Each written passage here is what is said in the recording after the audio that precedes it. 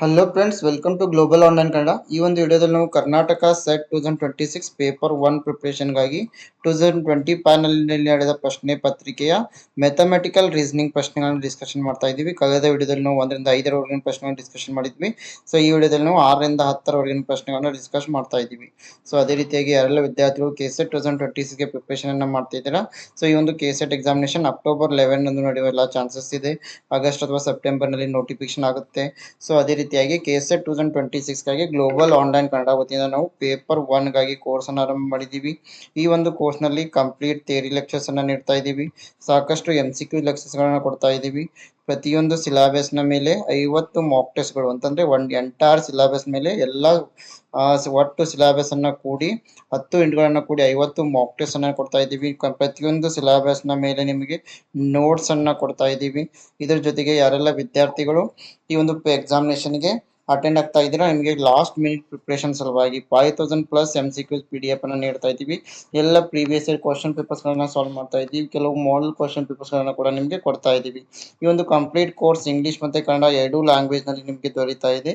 So ಈ ಒಂದು ಕೋರ್ಸ್ಗೆ ನೀವು ಜಾಯ್ನ್ ಆಗಲು ಗ್ಲೋಬಲ್ ಆನ್ಲೈನ್ ಆಪ್ ಅನ್ನ ಪ್ಲೇಸ್ಟೋರ್ ನಿಂದ ಡೌನ್ಲೋಡ್ ಮಾಡಿಕೊಳ್ಳಿ. ನಂತರ ರಿಜಿಸ್ಟರ್ ಮಾಡಿ. ಇಲ್ಲಿ ಸ್ಟೋರ್ ಅಂತ ಇರುತ್ತೆ. ಸ್ಟೋರ್ ನಲ್ಲಿ ನೀವು ಕೆಸೆಟ್ ಪೇಪರ್ 1 ಅಂತ ಸರ್ಚ್ ಮಾಡಿದ್ರೆ ಈ ಒಂದು ಕಂಪ್ಲೀಟ್ ಕೋರ್ಸ್ ನಿಮಗೆ ಅವೈಲೇಬಲ್ ಆಗ್ತಾ ಇದೆ. ಸೊ ಅದೇ ರೀತಿಯಾಗಿ ಪೇಪರ್ 2ಗಾಗಿ ಈ ಒಂದು ಕೆಳಗೆ ಕೊಟ್ಟಿರುವ ಎಲ್ಲಾ ವಿಷಯಗಳ ಮೇಲೆ ನೋಟ್ಸ್ ಅಂಡ್ MCQ ಸೆಟ್ ಅನ್ನ ಕೂಡ ಕೊಡ್ತಾ ಇದ್ದೀವಿ. ಸೊ ಇದಕ್ಕೂ ಕೂಡ ನೀವು ಜಾಯಿನ್ ಆಗಬಹುದು. ಸೊ ಹಾಗಾದ್ರೆ ಇಲ್ಲಿ question number 6 is in a certain code language thread THREAT is written as RHTTAE, then how will Perly PARLY be written in that code? So ಇಲ್ಲಿ ಒಂದು ನಿರ್ದಿಷ್ಟ ಸಾಂಕೇತಿಕ ಭಾಷೆಯಲ್ಲಿ ಥ್ರೆಡ್ ಅನ್ನ THREAT ಅನ್ನ RHTTAE ಅಂತ ಬರೆದಿದ್ದಾರೆ. PARLY ಅನ್ನ ಯಾವ ರೀತಿ ಬರಿತೀವಿ ಅಂತ ಕೇಳಿದ್ದಾರೆ. ಸೊ ಹಾಗಾದ್ರೆ ಈ ಒಂದು ಪ್ರಶ್ನೆಗೆ ಉತ್ತರವನ್ನು ನೋಡೋಣ. 4 ಆಪ್ಷನ್ಸ್ ಗಳನ್ನು ಕೂಡ ಇಲ್ಲಿ ಕೊಟ್ಟಿದ್ದಾರೆ. So here let us see. Thread THREAT ತುಂಬಾ ಸರಳವಾಗಿದೆ. THREAT ಅಂತ ಇದೆ. ಇಲ್ಲಿ ಮೊದಲಿಗೆ 3 ಪದಗಳನ್ನ 3 ಆಲ್ಫಾಬೆಟ್ಸ್ ಅನ್ನ ತೆಗೆದುಕೊಂಡಿದ್ದಾರೆ. THR. ಸೊ ಇದನ್ನ ಏನ್ ಮಾಡಿದ್ದಾರೆ, ಇನ್ ರಿವರ್ಸ್ ಆರ್ಡರ್ ನಲ್ಲಿ ಬರೆದಿದ್ದಾರೆ. R ಅನ್ನ ಮೇಲೆ ಹೋಗಿದ್ದಾರೆ. H it is written as it is and T is replaced here. In the same way Perly ಅಂತ ಇದೆ. So A will write in this position, P will write in this position, then E will write as it is. Then next is also same EAT. E ಅನ್ನ ಇಲ್ಲಿ place ಮಾಡಿದ್ದಾರೆ, T ಅನ್ನ ಇಲ್ಲಿ place ಮಾಡಿದ್ದಾರೆ, A as it is. So in the same way Y, here R, then L as it is. So AEPYLR. So option 3 is the right answer. So ಇಲ್ಲಿ option 3 ಸರಿಯಾಗಿದೆ. Question number 4. The triangle represents doctors, circle represents players, and the rectangle represents artists.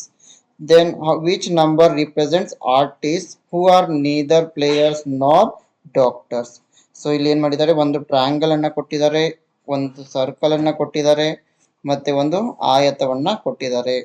So ತ್ರಿಭುಜ ಏನಿದೆ triangle ವೈದ್ಯರ ಬಗ್ಗೆ ಹೇಳ್ತಾ ಇದೆ. ವೃತ್ತ circle ಏನಿದೆ ಆಟಗಾರರ ಬಗ್ಗೆ, ಆಯತ ಕಲಾವಿದರನ್ನು. ಹಾಗಾದ್ರೆ ಯಾವ ಸಂಖ್ಯೆಯು ಆಟಗಾರರೂ ಅಲ್ಲದ, ವೈದ್ಯರೂ ಅಲ್ಲದ ಕಲಾವಿದರನ್ನ ತೋರಿಸ್ತಾ ಇದೆ? ಸೊ ಹಾಗಾದ್ರೆ ಈ ಒಂದು ಪ್ರಶ್ನೆಗೆ ಉತ್ತರವನ್ನ ನಾವಿಲ್ಲಿ ನೋಡೋಣ. ಇಲ್ಲಿ ಟ್ರಯಾಂಗಲ್ ಏನಿದೆ, ಟ್ರಯಾಂಗಲ್ ಡಾಕ್ಟರ್ಸ್ ಅನ್ನ ತೋರಿಸ್ತಾ ಇದೆ. Triangle represents doctors. So here doctors R 4, 3, 5, 2. So the 4, 3, 5, 2.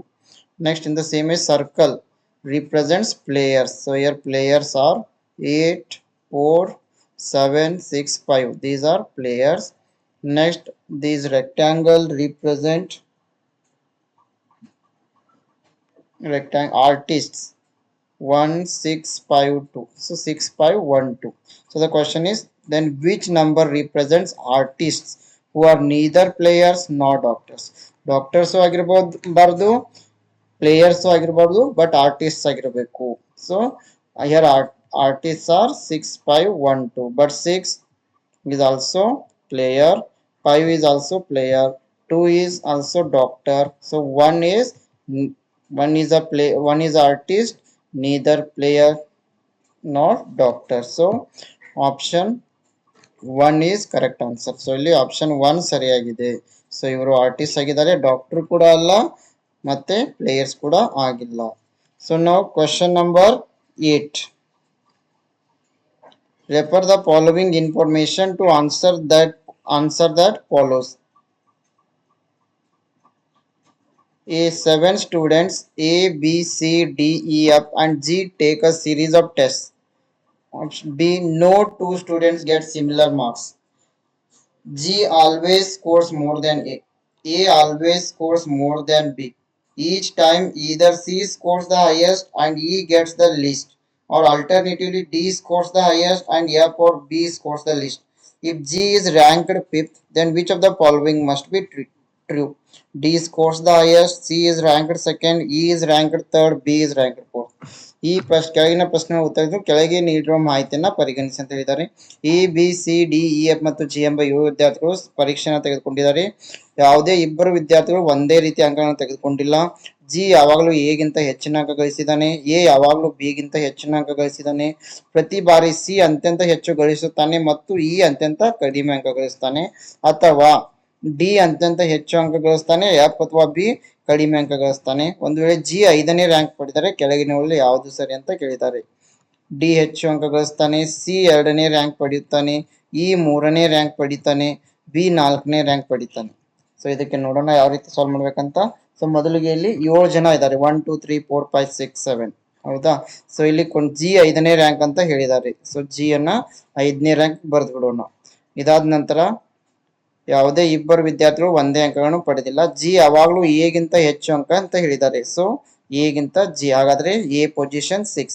A you ಯಾವಾಗಲೂ ಬಿ ಗಿಂತ ಹೆಚ್ಚು ಅಂತ ಹೇಳಿದ್ದಾರೆ, ಹಾಗಾಗಿ ಬಿ ಯ ಒಂದು ಪೊಸಿಷನ್ ಎ ನ ಕೆಳಗಡೆ, ಅಂದ್ರೆ 7th ಲಾಸ್ಟ್ ಗೆ ಯಾರು ಬರ್ತಾ ಇದ್ದಾರೆ, ಬಿ ಗೆ ಬರ್ತಾ ಇದ್ದಾರೆ. ಸೊ ಇಲ್ಲಿ ಸಿ ಅತ್ಯಂತ ಹೆಚ್ಚು ಅಂಕ ಗಳಿಸುತ್ತಾನೆ, ಇ ಅತ್ಯಂತ ಕಡಿಮೆ ಅಂತ ಹೇಳಿದ್ದಾರೆ, ಅದರಲ್ಲಿ ಕಡಿಮೆ ಬಿ ಬಂದಿದ್ದಾರೆ, ಹಾಗಾಗಿ ಈ ಒಂದು ಆಪ್ಷನ್ ಅನ್ನು ನಾವು ಇಲ್ಲಿ ತೆಗೆದು ಹಾಕ್ತಾ ಇದ್ದೀವಿ.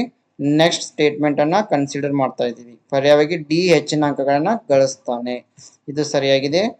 ಬಿ ಅಥವಾ ಬಿ ಕಡಿಮೆ, ಎಫ್ ಅಥವಾ ಬಿ ಅಂತ ಹೇಳಿದರೆ ಬಿ ಕಡಿಮೆ ಅಂಕಗಳನ್ನ ಗಳಿಸಿದ್ದಾನೆ. ಸೊ ಹಾಗಾಗಿ ಮತ್ತೆ ಸಿ ಇ ಎಫ್ ಇವರು ಸೆಕೆಂಡ್ ಥರ್ಡ್ ಫೋರ್ತ್ ಪೊಸಿಷನ್ ಅಲ್ಲಿ ಇದ್ದಾರೆ, ಬಟ್ ಯಾರು ಯಾವ ಪೊಸಿಷನ್ ಅಲ್ಲಿ ಇದ್ದಾರೆ ಅಂತ ಅಲ್ಲಿ ಕೊಟ್ಟಿಲ್ಲ. ಸೊ ಸರಿಯಾದ ಉತ್ತರ ಆಪ್ಷನ್ 1 ಡಿ ಯು ಅತ್ಯಂತ ಹೆಚ್ಚು ಅಂಕ ಗಳಿಸುತ್ತಾನೆ. So question number 9, a policeman goes 20 kilometers east and then turning to the south he goes 30 kilometers and then again turns to his left and goes 10 kilometers. How far is he from the starting point? ಒಬ್ಬ police 20 kilometre ಪೂರ್ವಕ್ಕೆ ಹೋಗುತ್ತಾನೆ, ದಕ್ಷಿಣಕ್ಕೆ ತಿರುಗಿ 30 kilometre ಸಾಗುತ್ತಾನೆ, ನಂತರ ತನ್ನ ಎಡಕ್ಕೆ ತಿರುಗಿ 10 kilometre ಸಾಗುತ್ತಾನೆ. ಅವನು ಪ್ರಾರಂಭದ ಬಿಂದುವಿನಿಂದ ಎಷ್ಟು ದೂರದಲ್ಲಿದ್ದಾನೆ ಅಂತ ಕೇಳಿದ್ದಾರೆ. 4 options are given here. So initially, so ಈ ಒಂದು ಡಯಾಗ್ರಾಮ್ ನೋಡಿದ್ರೆ ಗೊತ್ತಾಗುತ್ತೆ. A policeman goes 20 kilometres. So a policeman goes 20 kilometres east. So ಇಲ್ಲಿ ನಾರ್ತ್, ಈಸ್ಟ್, ಸೌತ್, ವೆಸ್ಟ್ ಅನ್ನ ಮಾರ್ಕ್ ಮಾಡ್ಕೊಂಡಿದ್ದೀವಿ. So policeman goes 20 kilometres east. East ಕಡೆಗೆ ಇಲ್ಲಿ 0 ಇದೆ, ಒರಿಜಿನ್ ಪಾಯಿಂಟ್. ಇಲ್ಲಿಂದ ಅವನು 20 ಕಿಲೋಮೀಟರ್ ಯಾವ ಕಡೆ ಚಲಿಸ್ತಾ ಇದ್ದಾನೆ ಅಂದ್ರೆ ಈಸ್ಟ್ ಕಡೆ ಹೋಗಿದ್ದಾನೆ, ಈಸ್ಟ್ ಕಡೆ ಮುಖ ಮಾಡಿದ್ದಾನೆ. ಎಷ್ಟು? 20 kilometres. Then turning to is south he goes 30 kilometres. South ಕಡೆ ತಿರುಗಿ, ಸೌತ್ ಕಡೆ ಅಂದ್ರೆ ಕೆಳಗಡೆ ಸೌತ್ ಕಡೆ ತಿರುಗಿ ಎಷ್ಟು ಕಿಲೋಮೀಟರ್ ಬರ್ತಾ ಇದ್ದಾನೆ? 30 ಕಿಲೋಮೀಟರ್ಸ್ ಬರ್ತಾ ಇದ್ದಾನೆ. Then again turns to his left, ಮತ್ತೆ ತನ್ನ ಎಡಕ್ಕೆ ತಿರುಗ್ತಾ ಇದ್ದಾನೆ, ಎಡಕ್ಕೆ ತಿರುಗಿ ಅಂಡ್ ಗೋಸ್ 10 ಕಿಲೋಮೀಟರ್ಸ್, ಎಡಕ್ಕೆ ತಿರುಗಿ 10 ಕಿಲೋಮೀಟರ್ ಬರ್ತಾ ಇದ್ದಾನೆ, ಎಡಕ್ಕೆ ತಿರುಗಿ 10 ಕಿಲೋಮೀಟರ್ ಬರ್ತಾ ಇದ್ದಾನೆ. ಹೌ ಫಾರ್ ಈಸ್ ಈ ಫ್ರಮ್ ಸ್ಟಾರ್ಟಿಂಗ್ ಪಾಯಿಂಟ್? ಹಾಗಾದ್ರೆ ಸ್ಟಾರ್ಟಿಂಗ್ ಪಾಯಿಂಟ್ ನಿಂದ ಎಷ್ಟು ದೂರದಲ್ಲಿದ್ದಾನೆ? ಸ್ಟಾರ್ಟಿಂಗ್ ಪಾಯಿಂಟ್ ಇಲ್ಲಿ 0 ಇದೆ. ಸೊ ಇವಾಗ ಎಂಡಿಂಗ್ ಪಾಯಿಂಟ್ ಇಲ್ಲಿ ಇ ಇದೆ. ಹಾಗಾದ್ರೆ ಇಲ್ಲಿಂದ ಇಲ್ಲಿಗೆ ಅವನು ಎಷ್ಟು ದೂರ ಇದ್ದಾನೆ ಅಂತ ಕಂಡು ಹಿಡಿಬೇಕಂದ್ರೆ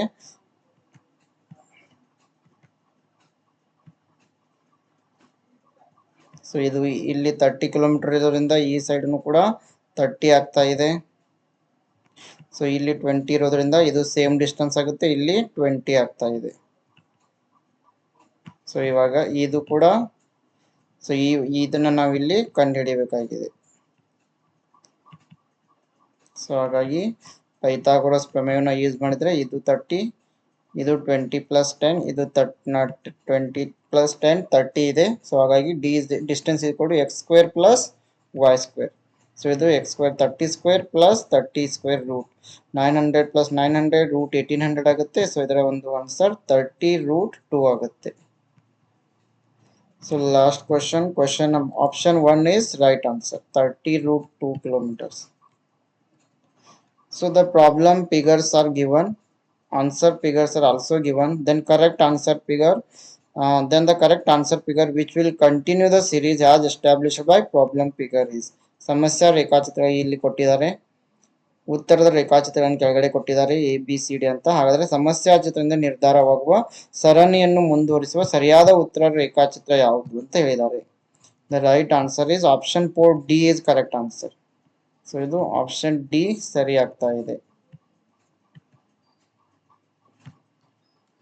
okay friends, this is about today's session. ಯಾರೆಲ್ಲ ವಿದ್ಯಾರ್ಥಿಗಳು KCET 2026 ಗಾಗಿ ಪ್ರಿಪ್ರೇಷನ್ ಅನ್ನ ಮಾಡ್ತಾ ಇದ್ದೀರಾ, ಗ್ಲೋಬಲ್ ಆನ್ಲೈನ್ ಕನ್ನಡ ವತಿಯಿಂದ ನಾವು ಕೋರ್ಸ್ ಅನ್ನು ಆರಂಭ ಮಾಡಿದ್ದೀವಿ. ಈ ಒಂದು ಕೋರ್ಸ್ ನಲ್ಲಿ ನಾವು ನಿಮಗೆ ಕಂಪ್ಲೀಟ್ ಥಿಯರಿ ಲೆಕ್ಚರ್ಸ್ ಅನ್ನ ಕೊಡ್ತಾ ಇದ್ದೀವಿ, MCQ ಲೆಕ್ಚರ್ಸ್ ಗಳನ್ನ ನೀಡ್ತಾ ಇದ್ದೀವಿ, ಮತ್ತೆ ಜೊತೆಗೆ 50 ಮಾಕ್ ಟೆಸ್ಟ್ ಗಳನ್ನ ನೀಡ್ತಾ ಇದ್ದೀವಿ, ನೋಟ್ಸ್ ಅನ್ನ ಕೊಡ್ತಾ ಇದ್ದೀವಿ, 5000 ಪ್ಲಸ್ MCQs PDF ಅನ್ನ ನೀಡ್ತಾ ಇದ್ದೀವಿ, ಮತ್ತೆ ಜೊತೆಗೆ ಎಲ್ಲ ಪ್ರೀವಿಯಸ್ ಇಯರ್ ಕ್ವಶನ್ ಪೇಪರ್ಸ್ ಗಳನ್ನ ಸಾಲ್ವ್ ಮಾಡ್ತಾ ಇದ್ದೀವಿ, ಮತ್ತೆ ಮಾಡೆಲ್ ಕ್ವಶನ್ ಪೇಪರ್ಸ್ ಗಳನ್ನ ಕೂಡ ಕೊಡ್ತಾ ಇದ್ದೀವಿ. ಈ ಒಂದು ಕಂಪ್ಲೀಟ್ ಕೋರ್ಸ್ ಇಂಗ್ಲಿಷ್ ಮತ್ತೆ ಕನ್ನಡ ಎರಡೂ ಲ್ಯಾಂಗ್ವೇಜ್ ನಲ್ಲಿ ದೊರೀತಾ ಇದೆ. ಸೊ ಜಾಯ್ನ್ ಆಗಲು ಗ್ಲೋಬಲ್ ಆನ್ಲೈನ್ ಆಪ್ ಅನ್ನ ಡೌನ್ಲೋಡ್ ಮಾಡಿಕೊಂಡು ಜಾಯ್ನ್ ಆಗಿ.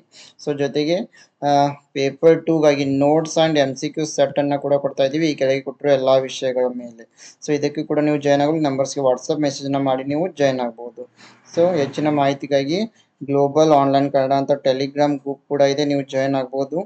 S, I wish all the best to all. Thank you.